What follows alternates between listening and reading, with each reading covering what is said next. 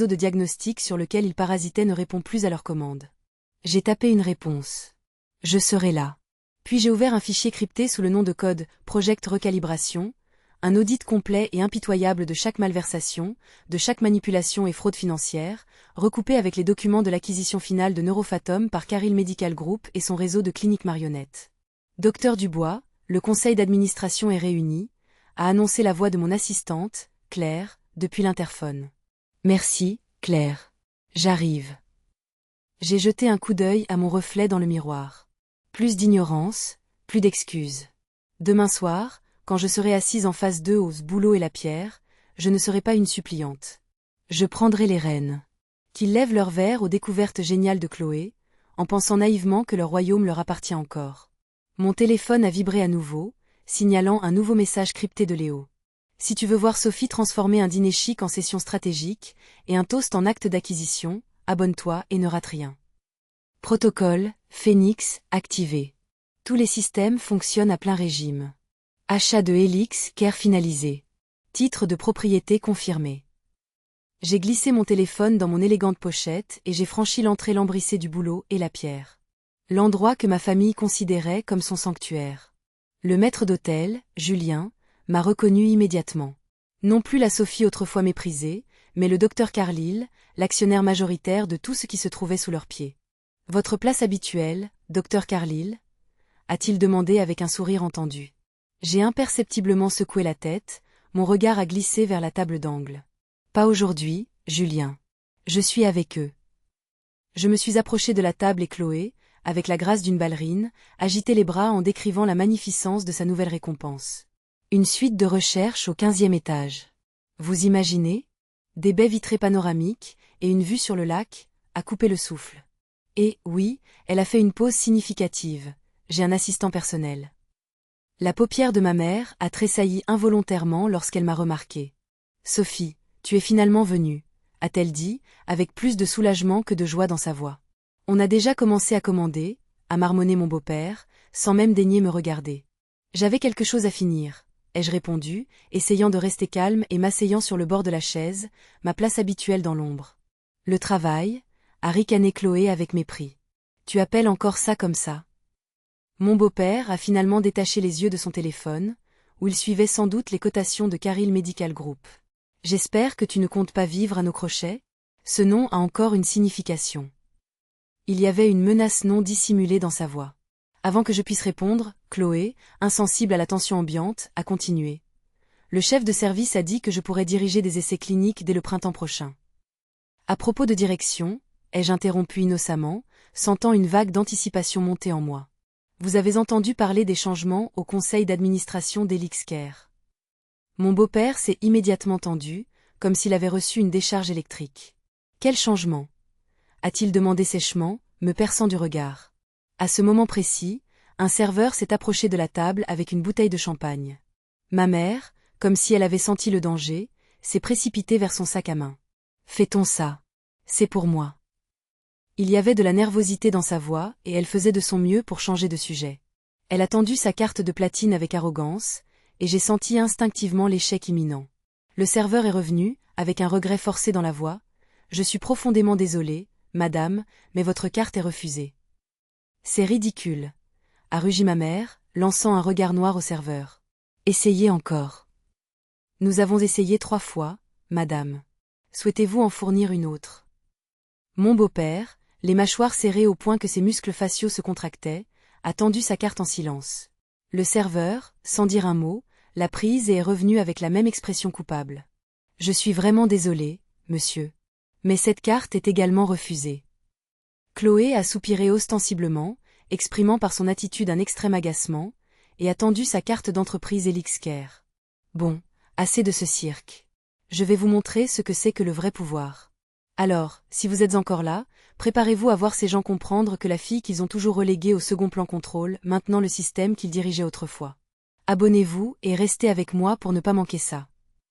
Elle ne marchera pas non plus, ai-je murmuré, posant mon verre sur la table. Tous les 3, comme sur commande, se sont tournés vers moi, avec un mélange d'incompréhension et d'inquiétude naissante dans leur regard.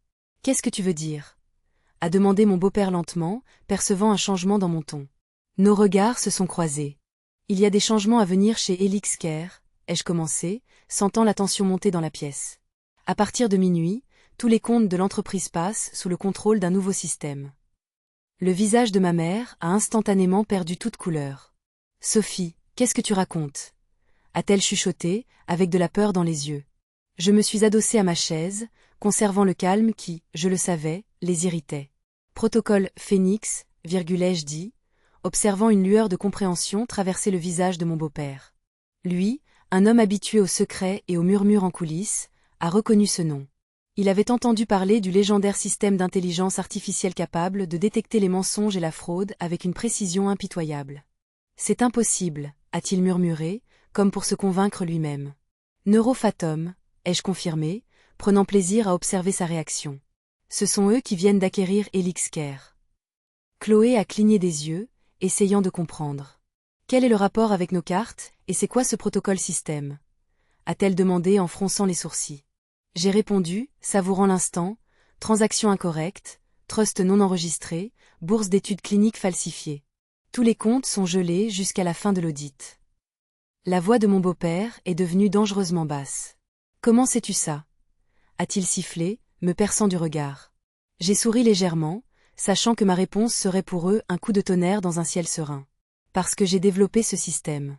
C'est moi qui l'ai créé. Mon sourire s'est élargi. Je suis une neuropathe. Un silence de mort s'est abattu sur la pièce.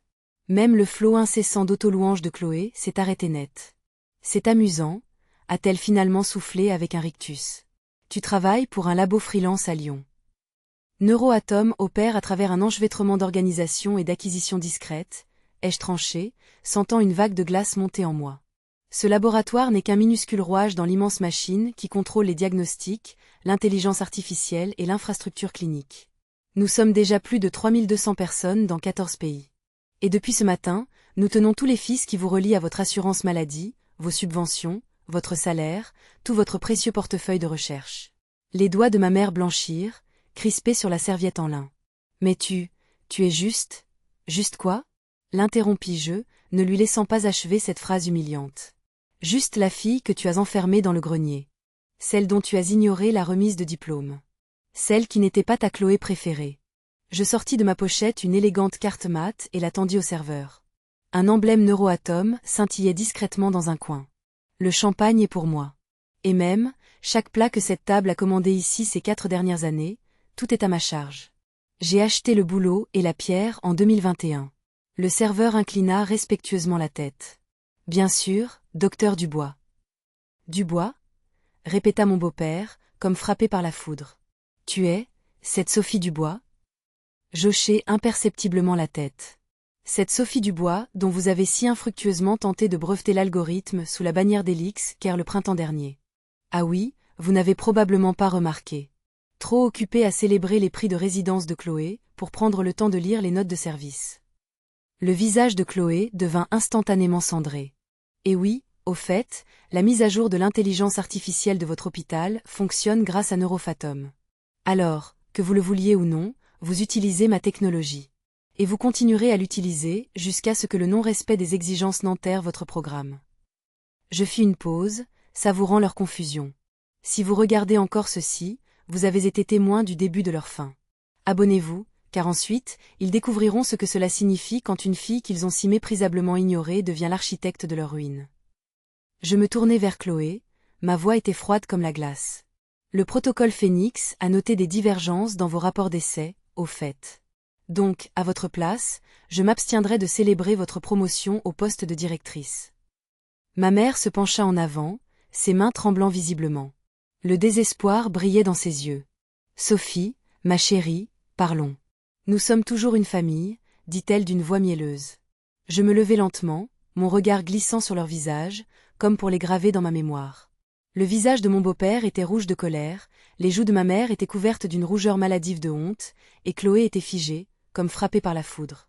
Une famille? Ma voix était glaciale. Une famille n'enferme pas au grenier parce que tu ne corresponds pas à leur image idéale. Une famille ne manque pas la soutenance de ta thèse pour fêter le stage de quelqu'un d'autre.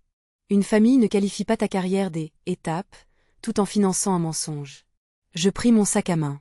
Une teinte riche et profonde de vert forêt, du cuir d'alligator précieux. Un luxe discret qui hurlait sans équivoque un statut élevé. Il valait plus cher que cet Audi dont mon beau-père était si fier. Vos comptes seront gelés jusqu'à la fin de l'audit interne, dis-je d'une voix égale, en le regardant droit dans les yeux.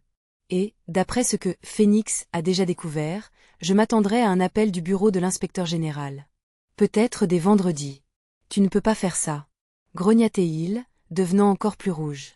Je croisai son regard, qui ne laissait planer aucun doute. Je l'ai déjà fait. Puis je me tournai vers Chloé, inclinant légèrement la tête. Et, Chloé, ma voix était douce, mais on y sentait de l'acier. Si tu cherches un endroit calme pour tes recherches, on dit que le grenier est très bien éclairé en ce moment.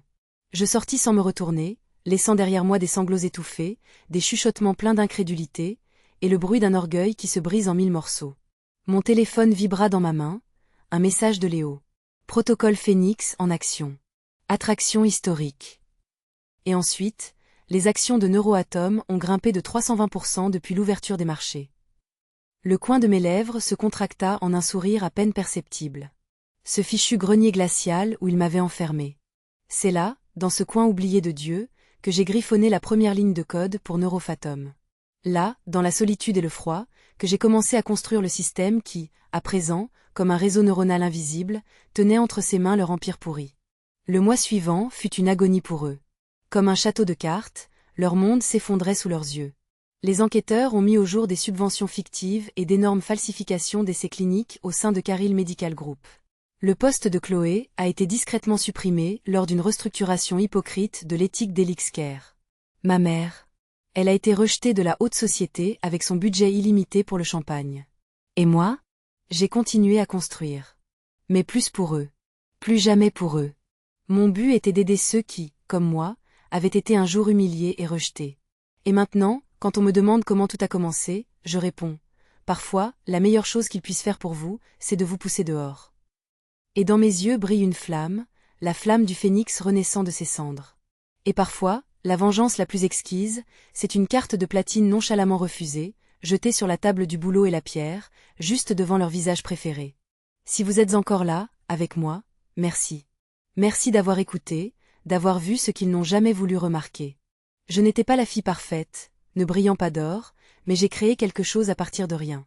Maintenant, je veux vous entendre. Vous êtes-vous déjà senti invisible? Étouffé? Rayé de votre propre histoire? Laissez votre marque dans les commentaires. Partagez votre douleur, votre force, votre vérité. Parce que ce chemin, cet envol triomphal, n'est pas seulement le mien. Il est le nôtre. Et si vous croyez en la puissance tranquille, en le fait de leur prouver leur erreur sans élever la voix, cliquez sur le bouton « S'abonner ». Parce que la pire chose qu'ils puissent faire, c'est douter de vous. Et la meilleure chose que vous puissiez faire, c'est vous relever. Malgré tout.